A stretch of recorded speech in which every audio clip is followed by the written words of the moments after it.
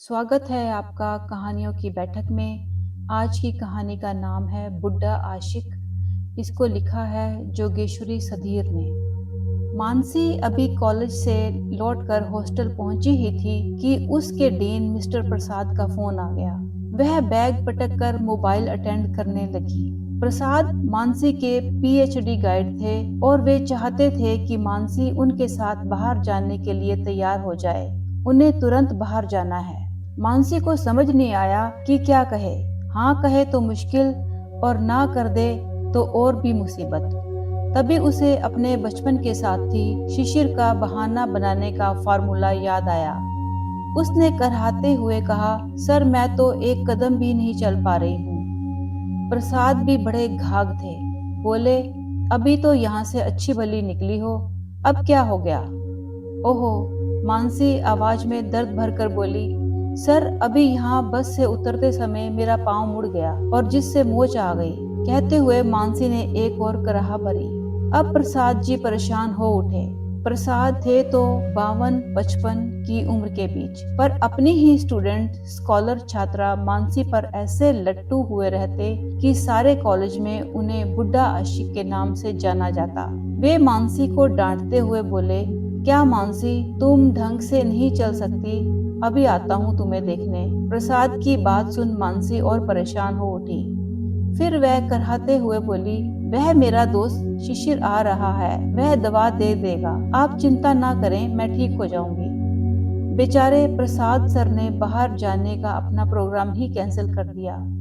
वे मानसी के बिना नहीं जाना चाहते थे। उनका हाल तो कुछ ऐसा था कि एक मिनट भी मानसी के बिना ना रहें। मानसी थी तो उनकी एक रिसर्च स्कॉलर छात्रा, किंतु उसके विरह में जैसे वे हलकान होते थे। यह देखकर उनके साथी तो क्या, उनके स्टूडेंट भी परेशान हो जाते थे और कई बार उन्हें चिढ़ा कर कहते, सर मानसी जी तो कैंटीन में खा रही हैं। इस पर वे बड़े परेशान हो जाते और फोन कर मानसी से कहते, अरे मानसी, कैंटीन का खाना खाकर तुम बीमार हो जाओगी, आओ तो यहाँ मेरे केबिन में देखो, मनोरमा ने क्या लजीज खाना बनाकर भेजा है। इस पर मानसी की सारी सहेलियां उसकी हंसी उड़ाती और कहती, जा तेरा बुड्ढा आशिक तुझे बुला रहा है। मानसी भी कम नहीं थी। वह कहती, कम से कम आशिक तो है, तुम्हारे तो वे भी नहीं है। मानसी ने अपने कक्ष में बेड पर लेटकर कुछ देर रेस्ट किया, फिर फोन पर शिशिर का नंबर मिलाकर बतियाने लगी। अरे कंपाउंडर साहब, कैसे हो? शिशिर कोई कंपाउंडर नहीं था, वह तो अपने पिता का तेल का बिजनेस संभालता था। उसके पिता तेल के व्यापारी थे और उनका ये व्यवसाय पीढ़ियों से चल रहा था। मानसी व शिशिर के घर मोहल्ले थोड़ी दूरी पर ही थे। शिशिर उनके साथ ही कॉलेज तक पढ़ता रहा था। एमए के दौरान शिशिर के पिता के बीमार होने पर उसे पूरा बिजनेस संभालना पड़ा था। तब मानसी ही उसकी मदद करके एमए की परीक्षा जैसे तैसे दिलवा सकी। फिर वह आगे न पढ़ सका। मानसी ने पीएचडी की पढ़ाई जारी रखी। इस तरह वे थोड़े दूर तो हो गए, पर मोबाइल पर दोनों के बीच बातचीत होती रहती थी। यहाँ तक कि मानसी के घर पर कोई काम हो तो शिशिर ही कर जाता। मानसी के पिता नहीं रहे थे। उसकी बहन वैशाली ने फैशन डिजाइनिंग का कोर्स किया था। वह अपना बुटीक चलाती थी। वह मानसी से बड़ी थी। मानसी को प्रसाद प्यार से मनु कहते। उन्हें लगता मनु ही उनकी सच्ची संगिनी हो सकती है। उस समय वह भूल जाते कि उनकी भी पत्नी है, बच्चे हैं, घर बार है। वे मानसी के पीएचडी के काम में जरा भी रुचि नहीं लेते थे। इससे मानसी को भीतर ही भीतर गुस्सा आता। प्रसाद की पत्नी मनोरमा अपनी नई बहू व नाती में इतनी व्यस्त रहती कि उस बेचारी को पता ही नहीं था कि इधर उसके पति क्या रंगरलियां मना रहे हैं। अगले दिन मानसी कॉलेज पहुंची तो ठीक ठाक थी, किंतु जैसे ही वह प्रसाद के केबिन के सामने पहुंची, लंगड़ाने लगी। प्रसाद लपकते हुए बाहर आए और बोले, अरे मानसी, संभल कर। मानसी तो शर्म से पानी पानी हो गई। उसकी सारी सहेलियां भी ये देखकर हंसकर लोटपोट हो रही थीं।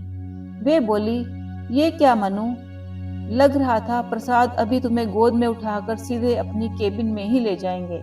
मानसी ने किताबें समेटी व लाइब्रेरी में जा बैठी। तभी प्रसाद भी वहां आ गए और पूछने लगे, कल क्यों नहीं आई, कितना मजा आता, केरल का ट्रिप था। मानसी को लगा साफ साफ कह दे कि आप अपनी श्रीमती जी को क्यों नहीं ले जाते, पर चुप रही। उसे पीएचडी भी तो पूरी करनी है। प्रसाद को टरका कर उसने शिशिर को फोन मिलाया। अरे कंपाउंडर, फिर शुरू हो गई दोनों की बातचीत। शिशिर को वह कंपाउंडर इसलिए कहती थी कि खुद पीएचडी करके डॉक्टर हो जाएगी। अभी उसने कुछ लिखा ही था कि फिर प्रसाद आ गए और शुरू हो गई वही उनकी बकवास। आप कितनी खूबसूरत हैं, आप पर तो सब फिदा होते होंगे। इधर मानसी की सहेलियां चुपके से सुनती और कहती, तेरा बुढ़ा आशिक बेचारा। इन बातों से मानसी का दिमाग गर्म हो जाता, लेकिन वह क्या करे, पीएचडी तो उसे करनी ही है, फिर लेक्चररशिप, फिर मजे ही मजे। पर इस बुढ़े आशिक से कैसे पीछा छुड़ाएं? वह बेचारी मन महसूस कर रह जाती। एक दिन तो गजब हो गया। सारी सहेलियों के साथ वह फिल्म देखने गई थी। वहां सभी एंजॉय कर रही थी कि जाने कहां से प्रसाद टपक पड़े। अरे अब क्या करें, सारी सहेलियां एकदम चीखी। मुझे इस बला से पिंड छुड़ाना ही होगा। एक दिन मानसी सोचने लगी, लेकिन ऐसे कि लाठी भी ना टूटे और सांप भी मर जाए। अब तो हद ही हो गई थी। रोज कॉलेज से हॉस्टल पहुंचते ही उसके मोबाइल पर प्रसाद का मैसेज आ जाता, शाम को कहीं चलते हैं, वहीं डिनर करेंगे। अति होने पर मानसी ने सोच लिया कि कुछ तो करना ही पड़ेगा, रोज कहाँ तक बहाने बनाएं। अतः उसने शिशिर को फोन किया, कंपाउंडर साहब कल तैयार रहना, और उसे अपनी सारी योजना भी बताई। वह पीली साड़ी और गले में मंगलसूत्र डाले शिशिर की स्कूटी से कॉलेज पहुंची और सीधे प्रसाद के केबिन में विनम्रता से दाखिल हुई। मे आई कम इन सर? कुछ ऐसा ही मुंह से निकला मानसी के। ओहो, प्रसाद ने सिर उठाया। वे पेपर पढ़ रहे थे, देखकर गिरते गिरते बचे।